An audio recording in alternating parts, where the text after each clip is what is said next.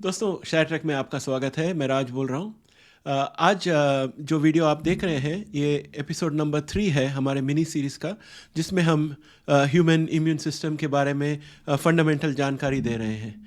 और इसका उद्देश्य ये है कि आज का एपिसोड के बाद हमें वैक्सीन्स किस तरह से बनते हैं वो भी पता चल जाएगा। तो फिर अगले एपिसोड में हम वो जो 3 mRNA HIV वैक्सीन्स है उसको अच्छी तरह से जान पाएंगे। और उसके बाद वाले एपिसोड में जो 2 HIV क्योर्स हैं, अमेरिकन जीन टेक्नोलॉजीज़ का और एक्सिशन बायो का, वो दोनों के बारे में भी हम जानकारी ले सकते हैं। तो इसलिए चलिए आज शुरू करते हैं हम वैक्सीन किस तरह से काम करता है इसकी जानकारी लेने की। मगर उसके पहले मैं आपको 2 चीज़ें बताना चाहूँगा। पहली बात यह है कि हमारा चैनल जो है बहुत तेज़ी से बढ़ रहा है। हमारे सब्सक्राइबर्स अभी 1600 से ज़्यादा हो गए हैं। बहुत ही जल्द हम 2000 सब्सक्राइबर्स के नंबर को क्रॉस कर जाएंगे। और जब हम 2000 क्रॉस करेंगे, मैं ये चाहता हूँ कि मैं एक लकी विनर निकालूं जिसको मैं मेरे हाथ का बनाया हुआ एक एक्रिलिक ऑन कैनवस पेंटिंग भेंट करूं। इसलिए मैंने एक रैफल शुरू किया। रैफल यानी कि लॉटरी।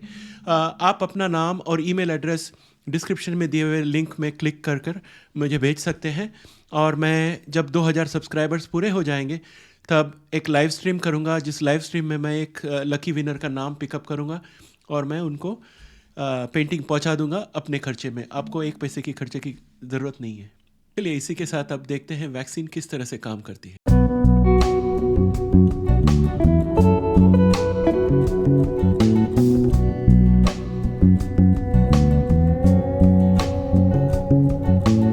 हमने एपिसोड 1 में देखा कि शरीर में 2 तरह के इम्यून सिस्टम है। एक है इनेट इम्यून सिस्टम यानी कि अंदरूनी, और दूसरा एक्वायर्ड इम्यून सिस्टम जो प्राप्त किया हुआ इम्यून सिस्टम है।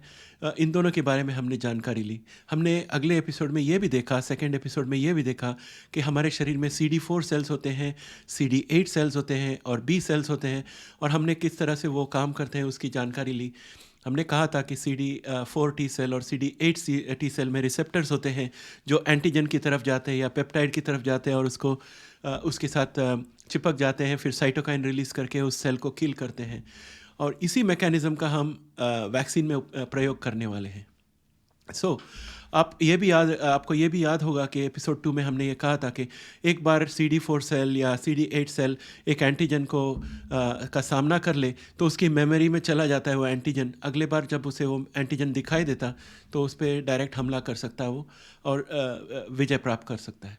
तो ये सब चीज़ें आपके जानकारी में रहनी चाहिए। अगर आपको याद नहीं आता है तो आप पिछला एपिसोड देख लीजिए, एपिसोड 1 और एपिसोड 2 दोबारा देख लीजिए। आज का एपिसोड जो है इसमें हम वैक्सीन के बारे में बात करेंगे। वैक्सीन किस तरह से बनती है। तो आपको जो वैक्सीन का इंजेक्शन मिलता है या टीका जो दिया जाता है उसके अंदर क्या होता है।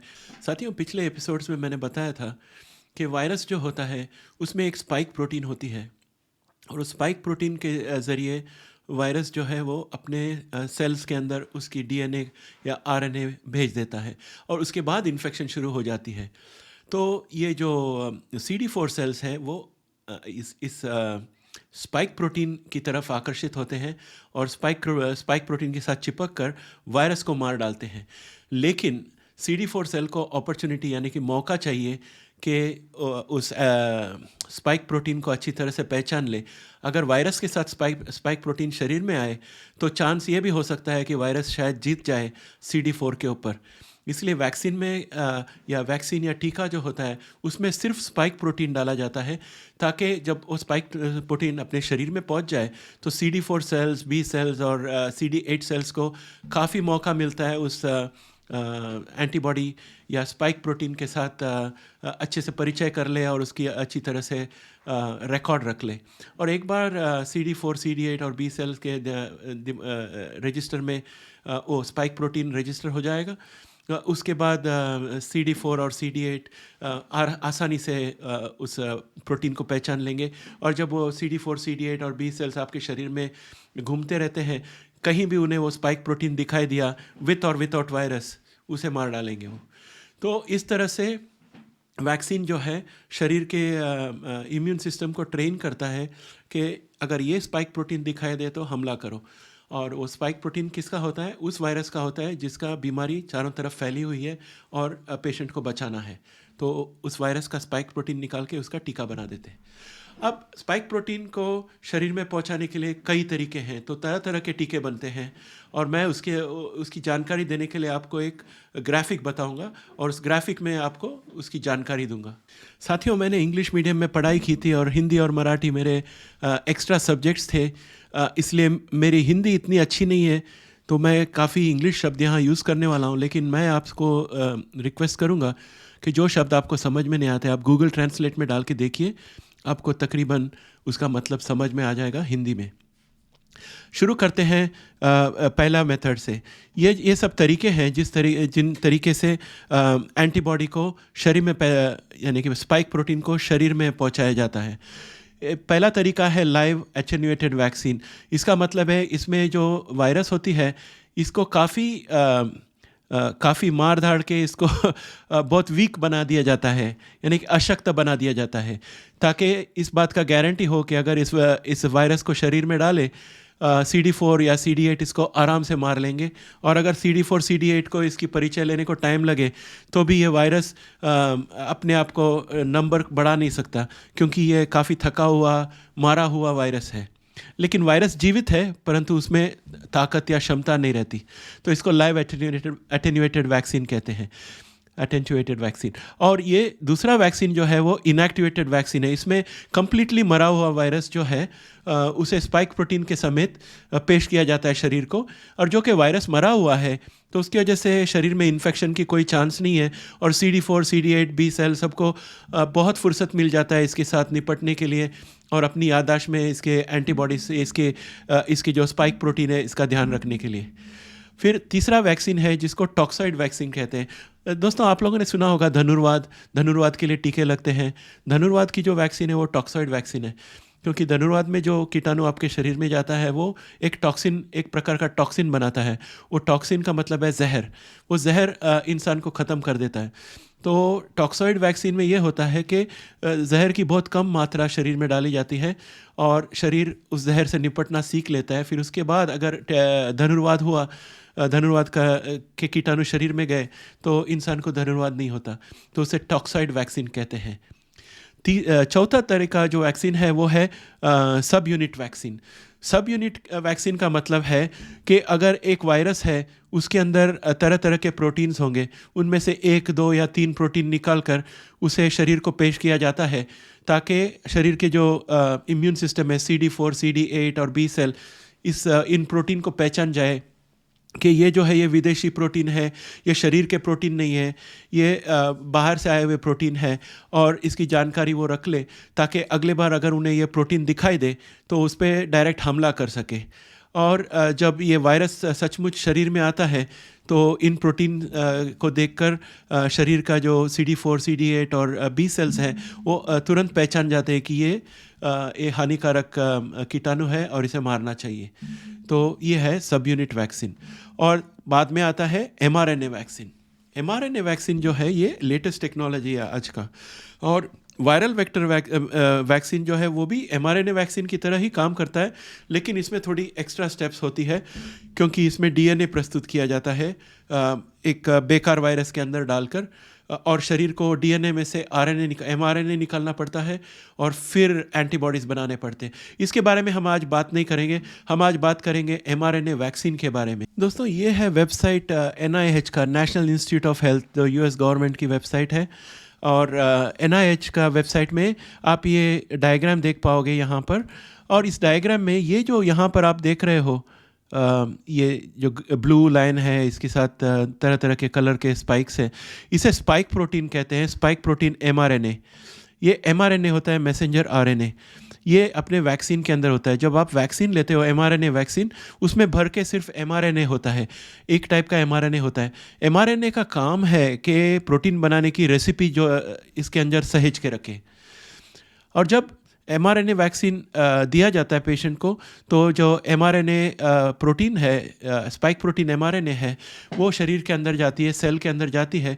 तो सेल में राइबोसोमल RNA है जो इस रेसिपी को पढ़ सकता है। वो mRNA के अंदर जो स्पाइक प्रोटीन की रेसिपी समेत है उसको पढ़ सकता है, और उसको पढ़ने के बाद वो tRNA करके एक और कंपोनेंट होती है सेल की, उसे कहता है कि जाओ तरह तरह के अमीनो एसिड जमा करके लाओ। तो स्पाइक प्रोटीन mRNA के अंदर हर एक अमीनो एसिड का जिक्र होता है और कौन से अमीनो एसिड के बाद किस अमीनो एसिड को लगाना है। तो tRNA जो है वो अमीनो एसिड्स को शरीर में से ढूंढ के लाता है और सही तरह से माला की तरह जोड़ देता है, और जब ये पूरा कंप्लीट हो जाता है तो ये स्पाइक प्रोटीन mRNA जो है वो बेकार हो जाती है और उसकी जगह पर एक प्रोटीन बनती है जिसे स्पाइक प्रोटीन कहते हैं। ये स्पाइक प्रोटीन जो है वो असली वायरस की स्पाइक प्रोटीन है। इसके अंदर वायरस नहीं है, सिर्फ स्पाइक प्रोटीन है। और जब ये स्पाइक प्रोटीन सेल के बाहर आती है तो सेल के बाहर हमारी जो CD4 सेल्स है, B सेल्स है, CD8 सेल्स है, ये सब घूमते रहते हैं पेट्रोल करते हुए चौकीदार की तरह। जैसे ही वो ये स्पाइक प्रोटीन को देखते हैं वो समझ जाते हैं कुछ बाहर के लोग आए हुए हैं, इनको पकड़ के हमला करना चाहिए। तो तुरंत वो जाके इन्हें अटैक करते हैं और स्पाइक प्रोटीन के साथ चिपक जाते हैं और स्पाइक प्रोटीन का नाश कर देते हैं। और इस दौरान उनके मेमोरी यानी कि ध्यान में या डायरेक्टरी जो होती है उनके अंदर, उसमें इस स्पाइक प्रोटीन का जिक्र कर लेते हैं, ताकि जब वो शरीर में घूमते रहते हैं कहीं भी ये स्पाइक प्रोटीन दिखाई दे, उसके साथ वायरस हो या ना हो, उसको अटैक करके तुरंत ख़त्म कर सकते हैं। तो इस तरह से mRNA वायरस काम करता है। अभी आपने सुना होगा कोविड वैक्सीन में बाईवैलेंट वैक्सीन आया हुआ है लेटेस्ट। बाईवैलेंट वैक्सीन जो है उसमें दो तरह के mRNA होते हैं। जो ऑर्डिनरी mRNA वैक्सीन है उसमें सिर्फ एक तरह के mRNA वैक्सीन है जो सिर्फ एक वायरस के लिए की स्पाइक प्रोटीन बना सकता है। लेकिन बाईवैलेंट mRNA वैक्सीन में दो तरह के mRNA है जिसको सिंथेसाइज करने के बाद शरीर दो तरह का स्पाइक प्रोटीन बना सकता है। इसमें कोविड की जो दो वेरिएंट्स हैं उन दोनों को अपने CD8, CD4 और B सेल्स पहचान जाते हैं और हमें सुरक्षा प्रदान करते हैं उनके अगेंस्ट। तो ये रही बात अपने mRNA वैक्सीन की। अब मैं आपको दोबारा इस चार्ट पे ले आता हूँ क्योंकि हमें वायरल वेक्टर वैक्सीन के बारे में बात करना है। संक्षेप में बताऊँ तो ये जो mRNA वैक्सीन है इसमें हमने mRNA बना के शरीर में भेज दिया है, लेकिन mRNA बनाने के लिए शरीर के अंदर DNA की ज़रूरत होती है। अगर हमें शरीर के अंदर ही mRNA बनाना है तो वायरल वेक्टर वैक्सीन जो है वो mRNA वैक्सीन के एक स्टेप पहले का है।